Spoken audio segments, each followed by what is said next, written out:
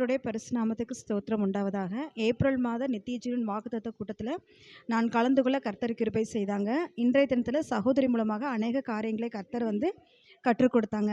என்ன அப்படின்னா, நித்திய ஜீவனை குறித்ததான ஒரு தெளிவான விளக்கத்தையும், அது யார் யாருக்கு தேவை, கர்த்தர் எதன் மூலமாக நித்திய ஜீவன் கிரியை செய்து ஏசாப்பனுடைய பரிசுத்த ரத்தத்தை நம்மளுக்காக கொடுத்து அவருடைய சரீரத்தையும் நம்ம பானம் பண்ணும்படிக்கு கர்த்தர் நம்மளுக்காக நித்திய ஜீவனை இதன் மூலமாக தான் நம்மளுக்கு கொடுத்துருக்கிறாரு அப்படிங்கிற ஒரு உறுதியை கர்த்தர் இன்றைய தினத்தில் கேட்ட செய்தி மூலமாக கர்த்தர் எனக்கு கற்றுக் கொடுத்தாங்க. அது மாத்திரம் இல்லாதபடிக்கு நம்ம இழந்து போன அந்த நித்திய ஜீவன் எப்படியாக நம்ம இழந்து போனோம், சத்துருக்கு ஏசப்பாவுக்கு நம்ம சத்துருவாக இருந்தோம், அதை எப்படின்னு சொல்கிறத சிஸ்டர் விளக்கி காண்பித்தாங்க.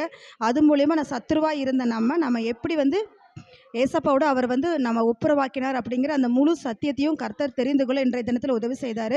அது மட்டும் இல்லாதபடிக்கு ஏசப்பாவுடைய ரத்தத்தையும் சரீரத்தையும் பானம் பண்ணதுனால நித்திய ஜீவனை நம்ம திரும்பவும் பெற்றுக்கொள்கிறோம் என்கிறதான அந்த உறுதிப்பாடை கர்த்தர் எனக்கு கொடுத்தாங்க. அதனுடைய முக்கியத்துவத்தை இன்றைய தினத்தில் நான் கற்றுக்கொள்ள கர்த்தர் கிருபை செய்தாங்க.